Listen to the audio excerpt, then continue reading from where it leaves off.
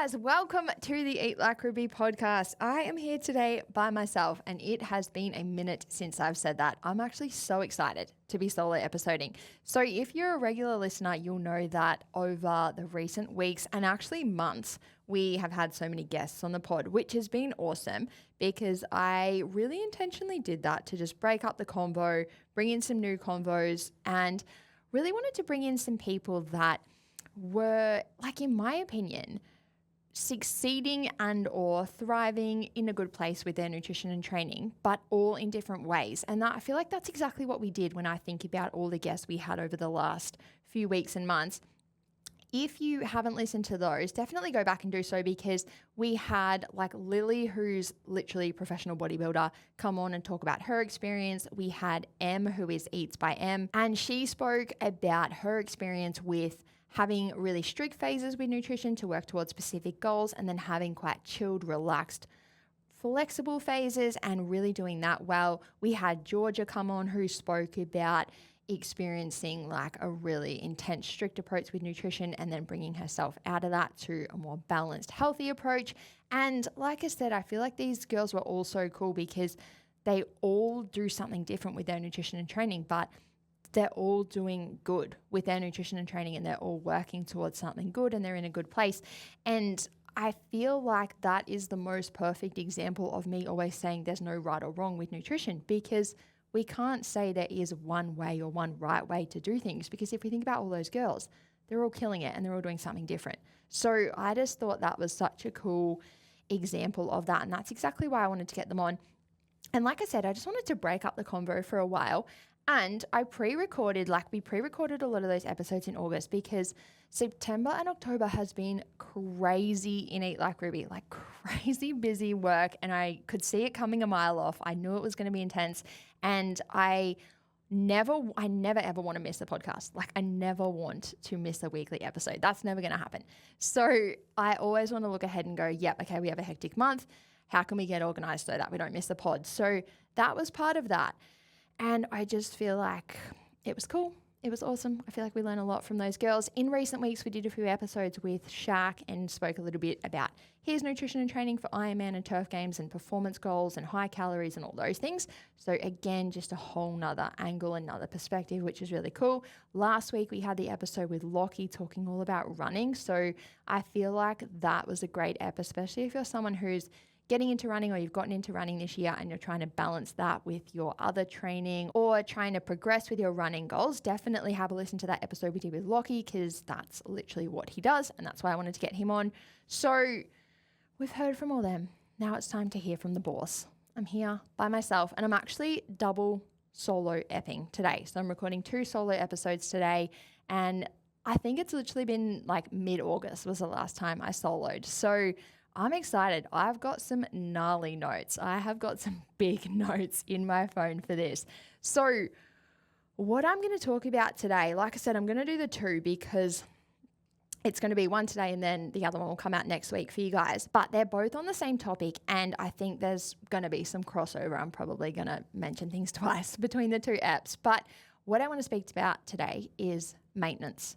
And eating at maintenance, what does that look like? I want to split it up into the 2 convos because I want to speak about my own personal way that I navigate maintenance and or life after a fat loss phase and just what that looks like in terms of habits, my days of eating, my protocols, my flexibility, my goals, all of those things. So almost like a little bit, I don't know what you would call it, but almost like a YouTube where I would be like, and this is what I do, and this is what I do. And with the other episode, which I'm going to record first, so you're going to hear right now, I want to do more of like an educational coaching type of episode where I want to cover like the common struggles, wins, losses, if you will, benefits, anything that I see come up when people make the switch over to maintenance. I think I've been in this industry a long time and I've helps people with fat loss, maintenance and muscle gain and performance and everything in between. And I think this isn't spoken about a lot. Obviously, we go really hard on the fat loss chat. At times we go hard on the muscle gain chat and those things are awesome. I love them.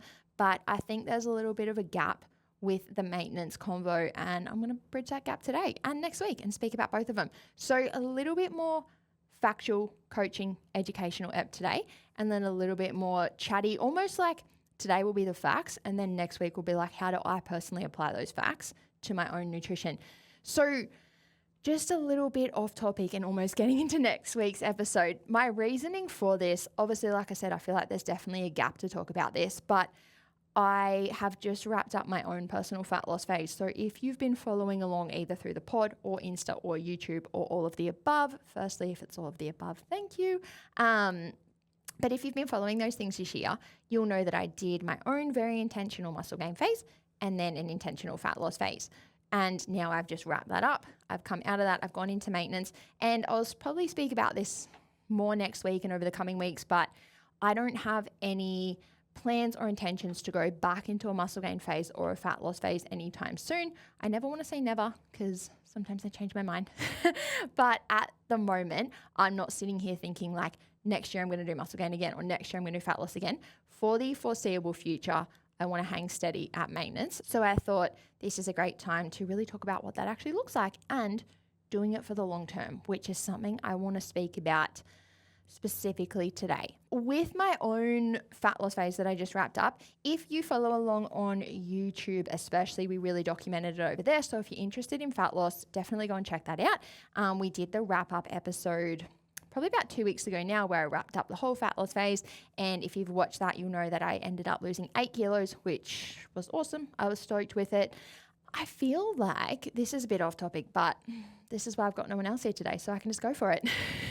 I feel like with the fat loss phase I just did, I was quite robotic, and I was like, I've said I was going to do this. I'm going to do it. I want to get the weight off from the gaining phase that I did. I want to, obviously I was shooting, if you don't know, I was photo shooting for my new website, which is so exciting. So it was very intentional. There was a very clear reason for it. But I just felt a little bit different during this fat loss phase, where I was like, I know what to do. I know why I'm doing it, but I don't really care that much. And what I kept saying to Shaq was, I feel like my head is 100% in it, but my heart is not in it. In terms of like, I would have stopped at any time and just been like, I'm happy to chill here. And the thing I want to say there is, no one had a gun to my head. I absolutely could have stopped at any time. But I was also then like, you don't want to do this again anytime soon. You are doing this to shoot for the website. You don't want to get those website pics and think, wish I had pushed a bit harder, anything like that. So I was really mindful to, like I said, almost go into robot mode and just follow through on my plan.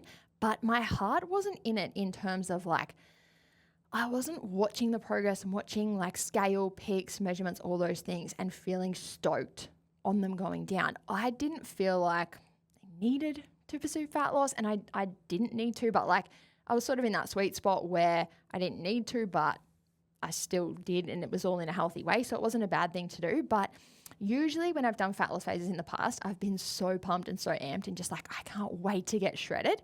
I just didn't really fucking care about getting shredded this time.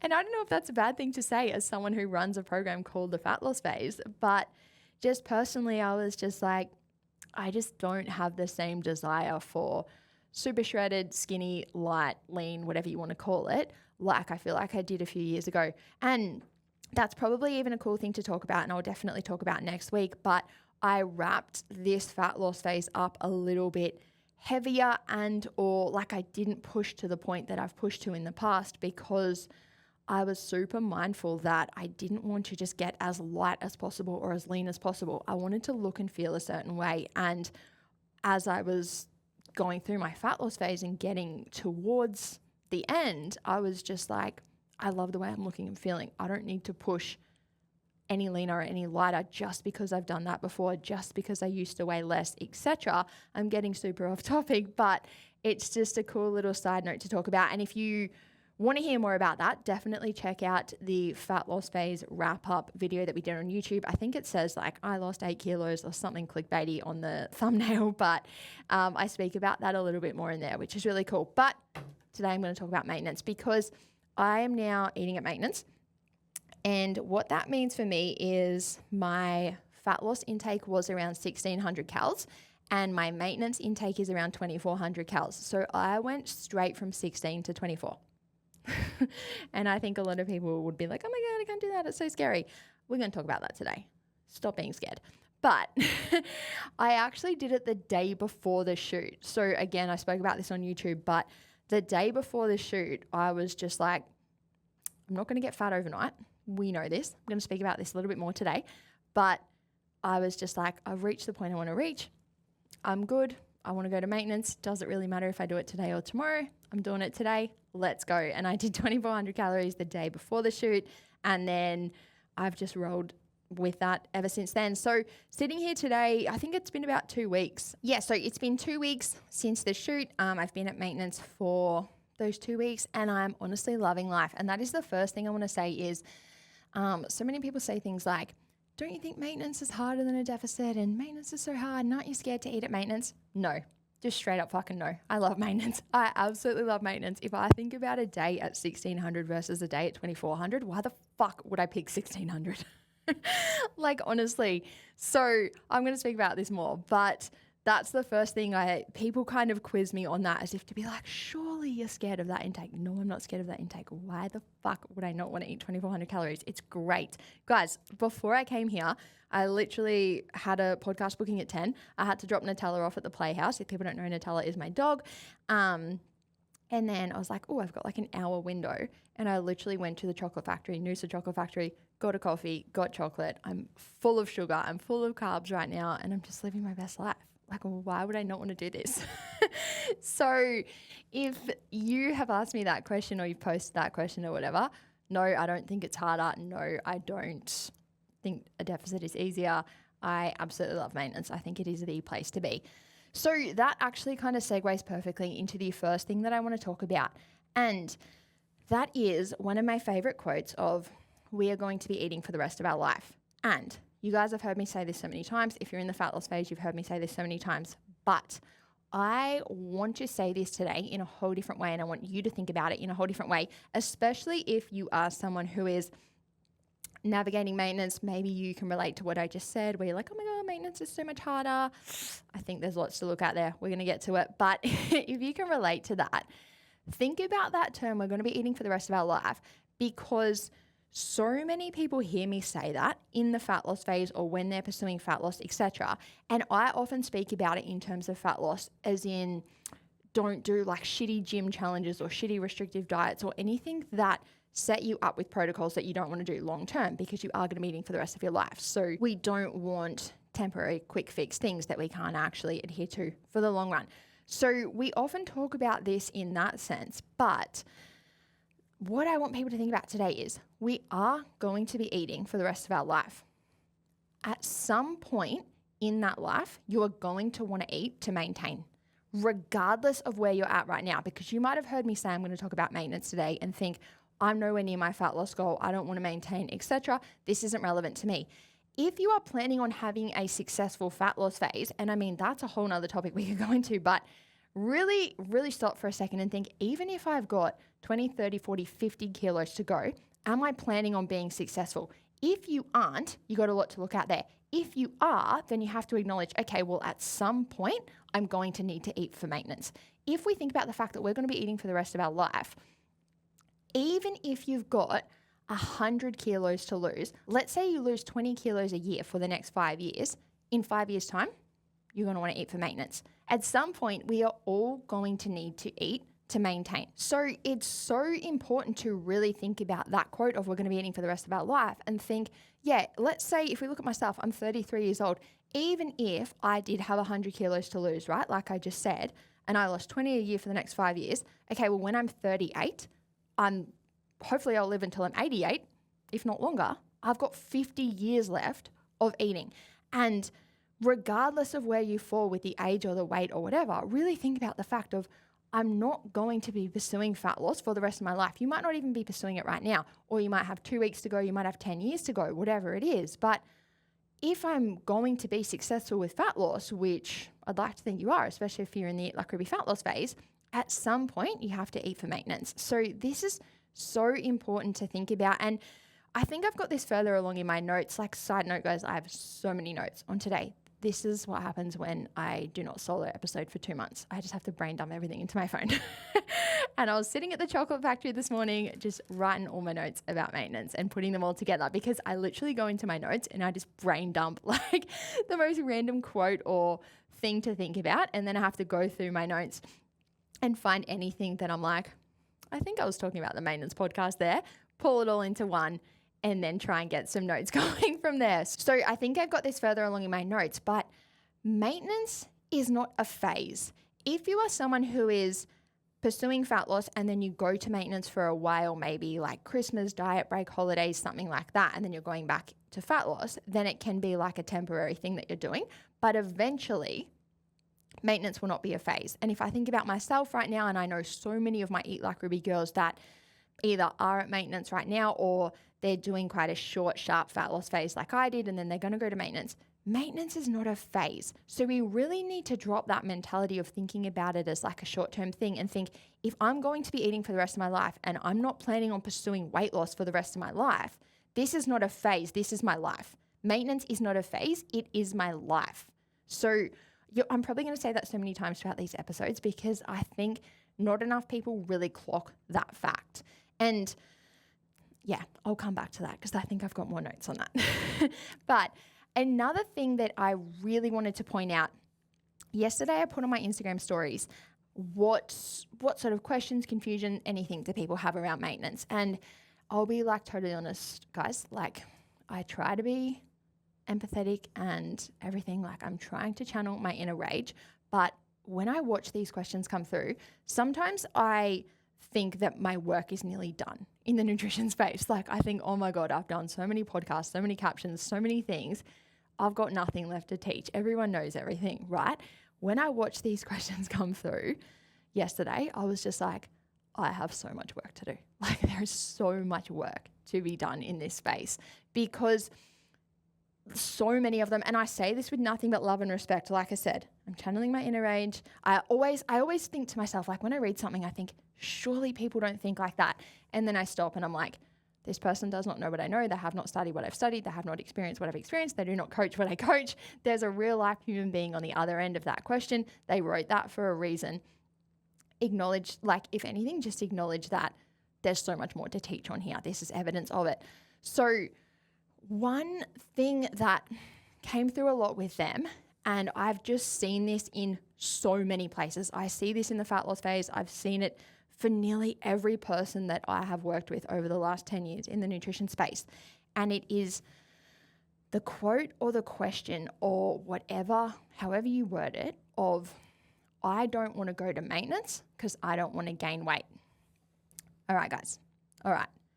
Literally, by scientific definition, if you are gaining weight, you are not at maintenance. Like maintenance means maintenance. So if you are scared of gaining weight and or getting fat at maintenance, that is scientifically impossible. So you really, really have to catch the wording and the understanding and everything of that. And that was the first thing that I just thought when I saw these yesterday. And like I said, I've heard this every week for the last 10 years. And my mind straight away goes, this person doesn't understand nutrition. And that's fine. I'm not judging, I'm not shaming. Like I said, you don't know what you don't know, but that is why I'm here right now teaching about it. If you think that you are going to, quote, get fat and or gain weight at maintenance, you have to understand that scientifically that cannot and will not happen, because if you are gaining weight or getting fat, you are not eating at maintenance. So important to understand. If we think about a calorie deficit being over here, and if you're watching, you'll see what I'm doing, but basically my hands are over here to the left. If our deficit is over here, and then we move towards the middle and we start to eat a little bit more, and now we're eating at maintenance, and then we move a little bit further to the right and we eventually roll into a surplus, right? And if you've been in the fat loss phase, you would have seen this diagram. We have this in the initial modules to really explain this. But this is what we really, really need to start to understand. Our calorie deficit is on one side of the scale, or one end of the scale, we should say. And I'm not talking about bathroom scales, weight scales. I'm talking about a line straight in front of me. A calorie deficit is on one end, right? This is where we are consuming less calories than the body needs. So the body pulls excess calories out of storage, which is body fat. we have created a calorie deficit. We are not giving the body the calories that it needs, so it has to find them somewhere else. This is literally what a calorie deficit is. If we continue to move down the scale and we eat at maintenance, we are giving the body the amount of calories that it needs. It's no longer in the deficit, so it's no longer pulling anything from storage, but it hasn't gone all the way down the scale to a surplus, where if we think about the surplus being the end of the scale, or the other end of the scale, sorry, we're giving the body more calories than it needs, so it's putting the excess in storage. The deficit is at one end, the surplus is at the other, the maintenance is in the middle. Maintenance is where there's no deficit or no surplus in place. The body's not pulling any calories out of storage because we're giving it enough, but it's not adding any to storage because we're not giving it enough to do so. We're giving it the amount that it needs. It's using them and it's breaking even essentially at the end of the day. That is maintenance. If someone says, I gained weight at maintenance and or I got fat at maintenance, you had moved too far down that scale away from maintenance into a surplus by scientific definition. It's a fact. It's a straight up fact. You are only gaining, continuously gaining, and I'm going to talk about this in a second. You are only continuously gaining weight and getting fatter or bigger, maybe in terms of muscle, but you are only actually gaining continuously and progressively when there's an excess of calories coming in to do so. If you are eating at maintenance, this will not be happening. So it is so insanely important to understand that. And the thing that comes up here for some people is they go, oh, but when I ate at maintenance, I did get fat or I did put on weight. What is happening there is you've calculated your maintenance, you've sat there. If you've hit it, like whole nother story, which we are going to cover a little bit today, but if you've actually hit it consistently and it has resulted in progressive accumulation of weight and excess body fat, then your calculated maintenance wasn't your maintenance. And that is just like a deficit. We talk about this with the deficit. You want to calculate it, you want to hit it, you want to assess if it works, and you want to adjust if it doesn't. If you have calculated your maintenance intake and you've sat there for a month or 2 months and then you go, okay, I'm not maintaining, I'm gaining, all you need to do is assess and adjust. Okay, cool. If I calculated my maintenance to be 2,300, I hit that every day for a month. I saw clear progression with weight, peaks, and measurements. We want to assess this just like we assess anything else. And I can see there is a clear trend of increasing weight and body fat, not just a one-off spike. We'll talk about that later, but clearly can see things are progressing. That is just evidence that, okay, this is not my maintenance. So like I said, if that was 2,300, and that's just an example, I pulled that out of nowhere, then you would go, okay, cool, maybe my maintenance is 2,200 or 2,100. And you'd eat at that for a while and you would see what happens. Exactly like we do in a deficit, exactly like we do in a muscle gain phase. Everybody thinks that there's some elusive, crazy, scary thing that's going to happen at maintenance. Hit the intake, really actually hit it, watch what happens, adjust if you need to. It's not that scary. And there's a few things to look at here. I mean, there's so much to look at here, but some of the first things we want to look at is maintenance will always be a range. And what I mean by that is your maintenance intake will always be a range and your maintenance weight will always be a range. Let's talk about the weight for a second. The reason I say this is because we could not weigh the same number every day for $1 million. If I said to you, I will give you $1 million to weigh the same number every single day for the next 2 weeks, you couldn't do it if you tried. You might actually just randomly fucking do it, but you couldn't intentionally go, yep, I'm definitely going to weigh, let's just say my own weight right now is about 61.5 kilos. I couldn't say I'm definitely going to weigh 61.5 kilos every single day for the next 14 days. I can eat at what I know to be my maintenance intake. I can do my normal movements. I can eat my normal foods. But as a living, functioning human being, your weight is going to fluctuate. We've spoken about this so many times. Weight will fluctuate due to things like sodium, hydration, training intensity, recovery, hormones, time of the month, digestion, fluid levels, have we been to the bathroom yet? So many things. I feel like we've rattled these off so many times. If you think about a living, functioning human being, those things are at play 24/7. So if you're seeing day-to-day weight fluctuations, that's a really, really good sign that you're a living, functioning human being. Bring it back to what I just said. Maintenance will be a range because those things are going to be at play every single day. So you're not going to get on the scale and weigh the exact same number every single day for the rest of your life. Like I said, fucking impossible. If I said I'd give you $1 million, if you think about this, if I said I would give you $1 million to do it, what would you actually do, right? What would you actually do to ensure that would happen? There's nothing you could do because those things that I just rattled off are outside of our control when it comes to the day-to-day fluctuations of them. So what we need to think about there is, like I said, maintenance will be a range. If I think about myself, my maintenance range is usually around like 61.5 kilos to about 63.5. So I was hanging around 62 when I first came out of my photo shoot and started eating my 2400s. I pretty much hung in the low 62s, and then the last few days I've hit the mid to low 61s.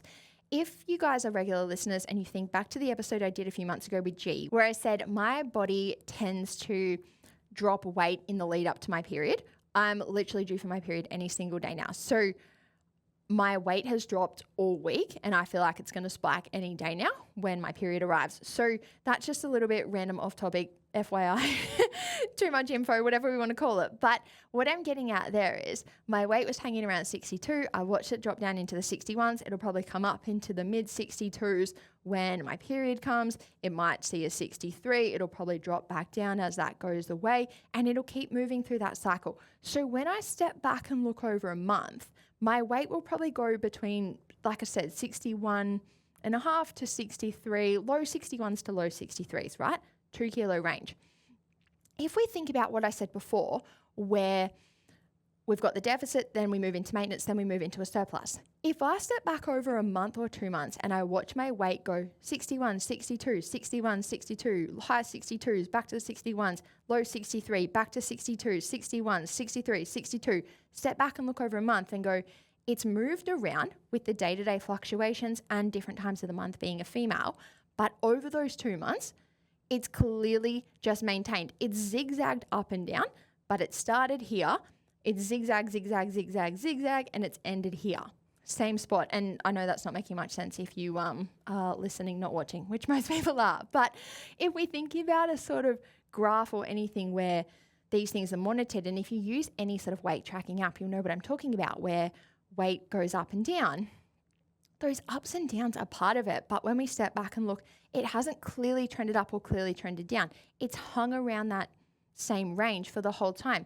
If we think about moving too far past maintenance into a surplus, if we are actually in a surplus and we step back and we look at weight over 2 months and it's gone from the 61s into the 62s, into the 63s, into the 64s, into the 65s, we step back and assess that progress over 2 months. There's a clear line starting to trend upwards. That is not maintenance. And we talk about this with fat loss, muscle gain, all the things. You literally want to do something. You want to step back and look at the trend, assess it, and then adjust it if needed. So if we were to do this with maintenance and we step back and we go, okay, it has zigzagged and fluctuated day to day because I'm a healthy, living, functioning human being, that's actually a fucking great sign that I am one if it is fluctuating. But overall, it's not clearly moving in a direction. That is maintenance. If we step back and go, yeah, it's fluctuating, and also it's fluctuating upwards in the 62s, in the 63s, now we're in the 64s, I've seen some 65s. If we step back over a month and we've gone from 61 to 65, we're not at maintenance, we're in a surplus. If we step back over a month and we've gone from the 61s into the 62s back to the 61s, big difference. So the first lesson there, I wasn't even going to get into this right now, but here we are. The first lesson there is, don't think of maintenance as one exact number. Think about it as a range, and the way that you will learn your range, I think people then always ask, well, how big should the range be? What should the range be? This is going to be different from person to person. It's like literally anything. You want to actually implement this shit and learn what it is for you. The way that I know that my maintenance is around that 2 kilo window is because I did this. If you're a regular listener or you follow along with everything I do, I spent 10 weeks at maintenance at the start of this year, and that was one of the greatest things I've ever done. I'm going to talk about that more next week, but doing that, actually watching exactly how my body responded, I watched my body do exactly what I just said, the day-to-day fluctuations, the ups and downs throughout the month, but I stepped back and clearly maintained in that time. That was so beneficial to do, and that was such great feedback to have. So the way that you learn where your range is is by simply doing this stuff. And even if we think back to the episode I did with Em probably about a month ago now, she said that she's maintaining super well, pretty much between 60 and 60.8, which is quite specific and it's quite a small range. But again, she's just been doing that for a while and she just knows that that's what it is for her. So don't think about maintenance as one number and I just need to weigh in at this exact number every day for the rest of my life, because it's not going to happen. Really spend some time here and learn what it is for you. And if you hear that and think, I don't want to spend time here, I don't want to learn, I don't want to trial and error, whatever. I mean, go off, do what you want. No one's got a gun to your head, but also you're going to be eating for the rest of your life. So if you don't want to learn how to do so, I don't really know what you're even doing here. But I'll bring it back. So our maintenance weight will always be a range, but our maintenance intake will also be a range as well. And the reason I say this is because if we really think about it, if I use my own numbers as an example, and I've done this so many times, but I think people think that I'm not like a normal human being and my numbers aren't relatable or it's the same science doesn't apply to me.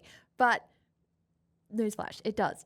So if we think about everything that I've spoken about with my own intake over the last few years, we know that my deficit is around 1,600. And if you think about the fact that I just spent 3 months on that, lost 8 kilos, pretty safe to say that's a deficit. If we think about my gaining phase and my surplus, I haven't seen like real gains start to kick in and real weight gains start to kick in until I go up over about that 2,500 calorie mark, right? If we think about that, there's like a 900 calorie window in between those two.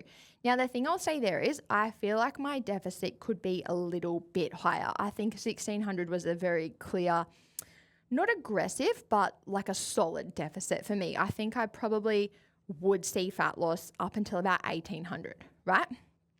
If we think about then, let's say 1,800 up to 2,400, if I'm getting fat loss until I eat up until about 1,800, if I start seeing weight gain as I go over 2,400, 600 calorie window there of maintenance. And I've seen this with so many people, and anyone who has been really willing to do the work, and if you were in the Eat Like Ruby muscle gain phase this year, nearly all of you can probably relate to this. Most people didn't want to start too intensely, too aggressively in a gaining phase, which is fine, rightly so. And for most of the girls, we started, let's say, on like 2,200. We sat there for a few weeks, things maintained, we went to 23. We sat there for a few weeks, things maintained, we went to 24. Sat there, maintained, 25. If we think about that, we went through, for most of you guys, and again, there's a lot of other Eat Like Ruby girls listening that have done this themselves or whatever.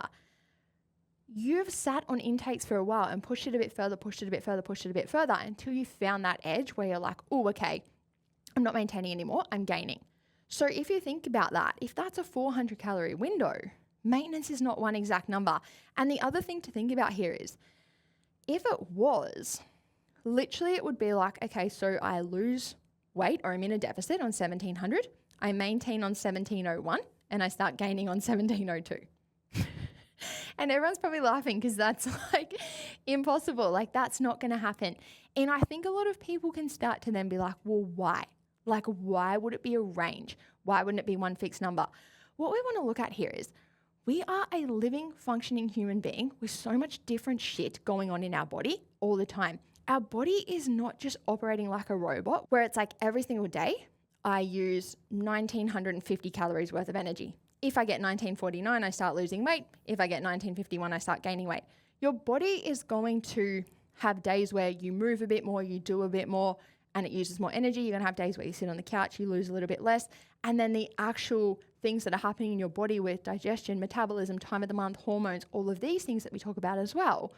There's so many factors at play that's going to contribute to your overall energy expenditure. And if we think about that, energy expenditure is really just calories burnt. If we think about what I said at the very start, where we've got our deficit, maintenance in the middle, surplus on the other end, the way we create the deficit or the maintenance or the surplus is through the equation of calories in versus calories out. Calories out is energy expenditure. So that's why I'm bringing that up again. Like I said, the actual energy expenditure from the body is going to be different day to day. You're not going to burn the exact same amount of calories every single day. Even just think about me sitting here right now, waving my hands around because I'm getting fired up as fuck about calories. Tomorrow, if I have a day where I work from home on the computer and I don't talk to anyone, I'm not going to wave my hands around. So my energy used towards that is going to be different. But then also tomorrow I might go on a massive walk and I might not do one today. So, and then I might do a super heavy leg session one day and I might not do one another day. So what I'm getting at is this is always going to be in like different cycles and ebbs and flows. And I've said this before on the podcast, but our body isn't operating in like a 24-hour window where it's like, oh my God, I got to midnight and now I sort of like I burnt 1900 calories and now I am like, clock starts again. I'm back to zero. How many am I going to burn in this next 24-hour window? Again, there's always energy coming in. There's always energy going out. So it's just going to be this big ebb and flow. And I think people need to settle into that and be okay with that instead of thinking like, oh my God, how many came in and then how many went out? And then, oh my God, if I don't walk today, then I'm not going to burn those calories today. And then I'm going to put on weight today and I'm going to be heavier tomorrow. And if the scale goes up tomorrow, then I'm not at maintenance anymore. And it's not this 24-hour window day-to-day thing. This is why with assessing how our body is responding to an intake, I always say step back and assess it over time, because it's not like, what did I eat today? How much did I move today? And then what did my body do the next day? Because of all the things I just rattled off that are happening with the body, things you're doing with your body, but then the things that are happening internally in the body as well, there's so much at play here. So it's not just this 24-hour window. It's this continuous human life using and consuming energy. And then the way that that is adding up, moving in a direction over time. And the next thing I had on my list, I kind of already touched on this, so I'll keep it super quick, but you want to assess this the same way you would assess any other phase. And we've spoken about this so much with fat loss, not just looking at the scale. Use the scale and pics and measurements. How are clothes fitting? How am I feeling? Anything like that. If you truly want to learn where your maintenance intake is and how your body is responding to a certain intake, I think pics, weight, and measurements, the combo of all three, are the absolute way to go. I think anytime we're really trying to make a factual assessment of how is my body responding to an intake, how am I progressing or responding, you want to use those three things because they're quite factual. If we think about how are clothes fitting and how am I feeling, those things can be great and I'm not against them, but they can also be emotionally driven. We can wake up one day and go, yeah, I'm fucking feeling like shit, so it's not working. When really that's not a factual thing. That's just usually a female emotional thing. And like we've all been there. But what I'm getting at is we want to have tangible, factual measures in place if we want to measure these things. And like I always say, and if you've been in the fat loss phase, you'll know I say this, we don't have to use anything. We don't have to use scale. We don't have to use measurements. We don't have to take pics. But if you want to truly know how your body responds to an intake, know where your maintenance is, and know how to set this shit up for the long term, you want to really reverse engineer that and go, okay, well, do I have smart, intelligent assessment methods in place to do so? And then, like I was saying, you really want to sit there for at least a month. In my opinion, we want to do a solid 4 weeks on an intake. Most people don't like to hear that because they want to rush it or learn things faster or whatever. But again, you're going to be eating for the rest of your life. Dare you to fucking give it 4 weeks. So, and I say that with love. Everything I say is with love, but so many people are like, what if I spend 4 weeks on an intake and it, quote, doesn't work for me? I've said this so many times.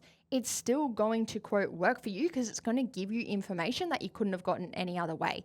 We talk about this so much with fat loss, but it's exactly the same with maintenance. If you want to really know where your maintenance is, hit an intake for 4 weeks, watch how your body responds, adjust if you need to. And if you, quote, got it wrong and it didn't work, aka it was too much or it wasn't enough, you simply assess and adjust. And the thing I'll say there, I think I have this further down in my notes, but I'll say it right now. You're not going to get fat in a month. You're not. I want to clear that up right now. You are not going to get fat in a month. Let's use myself as an example.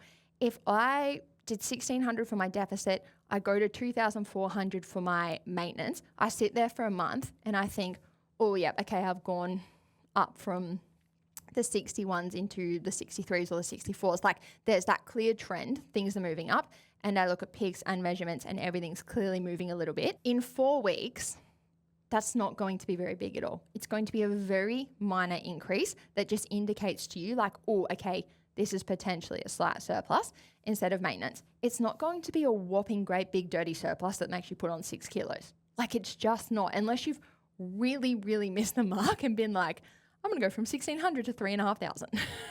But if you calculate this and you make an intelligent, moderate increase, you're not going to spiral in a direction that you don't want to go in 4 weeks. And something I want to say here, guys, if you're a person that has attempted maintenance, maybe it hasn't worked that well, it's been a bit scattered, you just haven't felt great about it.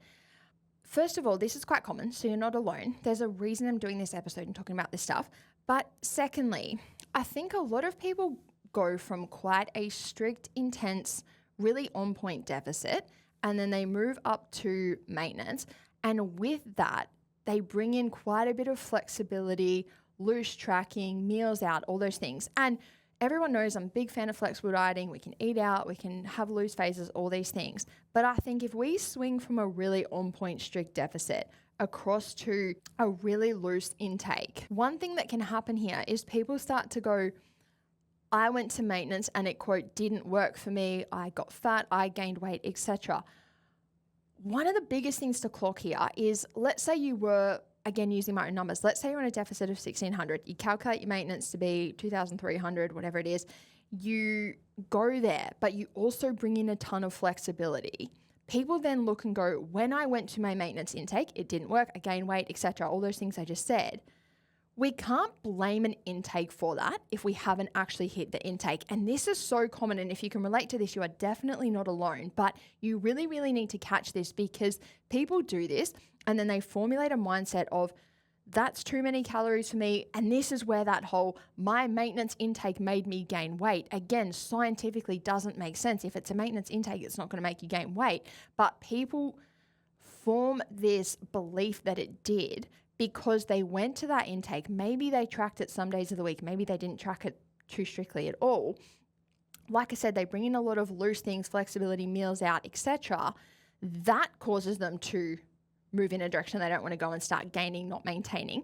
They then formulate this mindset of, when I went to maintenance, it didn't work, I gained weight, I felt like shit. For so many people, I spoke about this, I think, in the first ever episode of the podcast. For so many people then, they find a lot of safety in the deficit and they want to run back to the deficit. The deficit worked for me, I felt good, it was strict, there was guidelines in place, it was very black, white, on, off, I was on, so it felt really good. And we create this big thing where the deficit feels so safe and maintenance feels so scary. It wasn't maintenance that fucked you over. It was your shitty habits when you got there. And again, I say that with love, and I want to talk about this a little bit more, because I think it is that swing from a strict deficit over to maintenance and being super flexible straight away that ruins this for people. And I personally think, and like always, there's no right or wrong, but I personally think the combat to this and the way we combat this is by moving to maintenance and continuing on with our same habits for a while. And what I mean by that is, if you are tracking your food in your deficit, which most people who listen or work with me do, if you are tracking your food in your deficit and you are aiming for protein and fiber and fat, and you are moderating meals out or being too loose or anything like that, I would carry all that over to maintenance for a few weeks. It doesn't have to be forever, and I'm going to get to that in a second. But I think too many people are either very strict in a deficit or like a dog off a leash when they go to maintenance or anywhere else. And again, it creates this thing where I only feel good when I'm in the deficit. And I think we bridge that gap by going to maintenance, actually tracking it, sticking to it for a while.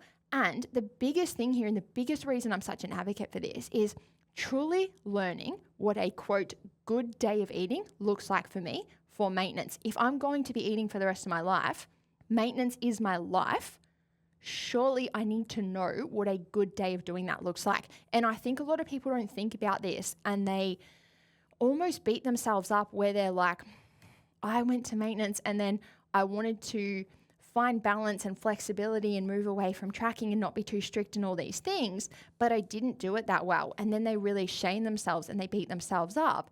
And it's like, how would you know how to do that well? You've never done it before in your life. If your dieting history is a strict deficit or being off track, untracked, not knowing what you're doing, maybe a lot of shitty dieting history before you found this lifestyle, whatever it looks like, if you have never had a positive, successful phase of eating in a really enjoyable way and maintaining your weight and your health and your body composition and enjoying it and having it really slot in nicely to your lifestyle, don't beat yourself up for not knowing how to do it. You have to learn how to do it. It's literally like anything else in life.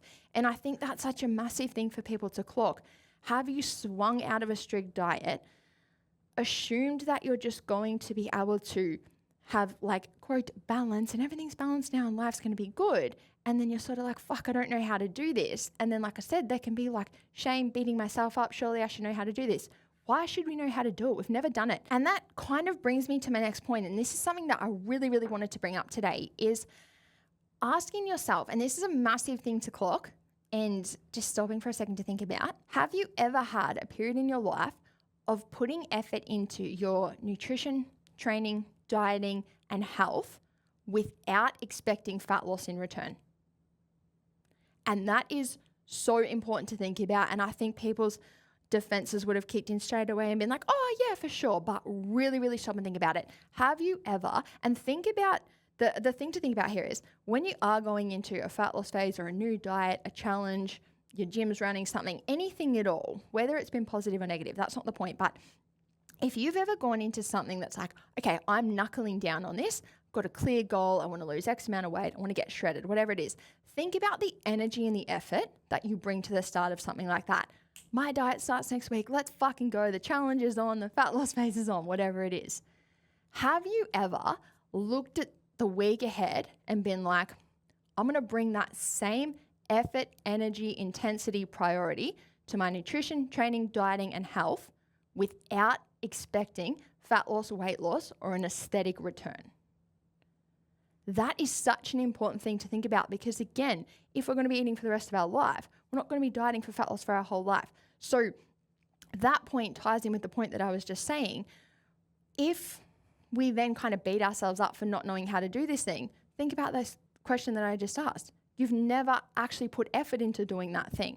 And again, I'm not shaming or having a go because I think that's so common. Most of us learned that, quote, dieting or eating good was for weight loss or for fat loss when we were 15 years old, and that's all we've ever associated it with ever since. But really think about everything I've just spoken about and everything I've spoken about for the last 10 years. If we are going to have a successful fat loss phase and reach a point where we want to maintain, and we're going to be eating for the rest of our life, then at some point we have to learn how to eat in that way, not just learn how to prioritize nutrition, training, and dieting when there's a fat loss goal at hand. So I've kind of strayed from my notes a bit and I'm kind of going back and forth and all over the place, but the real sort of thing to think about there is if you are someone who feels like they have, quote, failed at maintenance, really think, have I actually given it the same love, energy, and attention that I've given a deficit or a fat loss goal? And if you haven't, are you beating yourself up for not being able to do it well? But then when you look at it, you're like, but I've never really given the energy to doing it well. And that kind of brings me back to the point I was saying before. This is where I think everybody would benefit so much from having, I don't want to use the word strict, but for lack of a better word, or just like an on point, like time at maintenance and tracking maintenance and being really diligent with maintenance to learn where the intake is, like learn where your maintenance intake is, because I think so many people are scared of the number that gets like spit out when we calculate our maintenance. People are like, surely I couldn't eat that much. Again, there's literally one way to find out. You're not going to get fat on that intake. Worst case scenario, you move slightly in a direction you don't want to go and you scale it back a tiny bit. Probably most likely you'll realize, fuck, I can maintain on way more food than I thought. And then secondly, if we're thinking about eating for the rest of our life and starting to think about moving away from tracking food and having more flexibility in any of these things, if we think about the point of tracking, and I say this to the girls in Eat Like Ruby, the point of tracking in Eat Like Ruby is to learn what good days of eating look like for us, right? And the way we move away from tracking and we get set up to eat for life is we think about what we've learned from tracking. I learned portion control. I learned what foods help me hit my protein. I learned what foods contain fiber. All of those things that we learn from tracking, we want to carry over to eating for the rest of our life and not tracking, having balance, all of these things. If we only know what that looks like in a deficit, how do we do it for the rest of our life at maintenance? And that's really where I think that tracked period at maintenance is so beneficial, because you can go, okay, cool, I learned where my maintenance intake is, but I also learned what that actually looks like for me in terms of a day of eating. I know what the portion sizes look like. I know what the meals look like. I know what foods work well in that day. I know what foods really take my calories up. I know what foods bring my calories down, if that makes sense. I know what foods help me hit protein, fiber, all of these things. When you've done that for a while, you then start to move away from tracking. You know what a good day of eating looks like for you, and you're essentially trying to mimic that and just carry over all those habits for the rest of your life. So I think we need to bridge that gap by having a tracked period like that and really not thinking about it as I'm doing this to maintain weight. Think about I'm doing this to set myself up for life. I know how to do fat loss. If I ever want to do it again, I can. If I never need to do it again, that's fucking awesome. If I'm planning on eating for the rest of my life, which we all are, this is the next step. This is not, quote, eating to maintain weight. This is not a phase. This is the stepping stone into eating for the rest of my life. And I feel like I had so much more to say. I'll probably carry it into the next episode. But to wrap this one up, I think if you're someone who kind of demonizes maintenance or sees it as a bad thing or a scary thing or anything like that, you really have to just knock that wall down and think, what the fuck is the alternative? What is the alternative? If I don't want to be in a deficit for the rest of my life, most people complain about the deficit and then they complain about maintenance. What the fuck do you want? But seriously, if I don't want to be in a deficit for the rest of my life, I need to actually start to embrace this next step to get set up for the long run. So stop seeing it as a phase or the thing I'm just doing to maintain weight. You're not doing it to maintain weight. You're doing it because you need to eat and fuel yourself and enjoy the rest of your life. So we need to learn how to set our days of eating up to do that. And the last little thing I'll say here to wrap this episode up is I think people like the deficit because it's short term. Well, like I said, most people complain about the deficit, but then they complain about maintenance and they're like, the deficit was so much easier. And it's like, remember when you were complaining about that? But anyway, I think most people like the deficit or they like the idea of the deficit because it's short, they can fixate on it. There's almost like deadlines and there's benchmarks, there's progressions, and there's reward and I don't know what the word is, almost like return on investment or evidence of progress through scale, weight, pics, everything. If you're seeing the scale go down, if you're taking pics and they're looking different, etc., there's a very sort of clear reward in terms of, well, I'm doing the thing and this is the result it's getting me.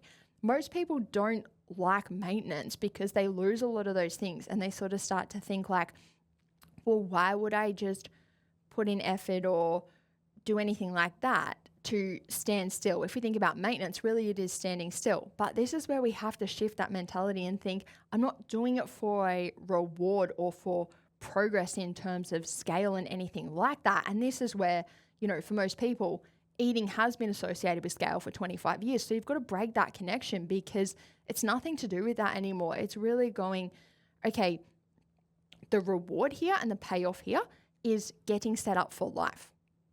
It's not, what am I going to weigh tomorrow? What am I going to look like tomorrow? What am I going to feel like tomorrow? It's, how am I setting up my nutrition for my life?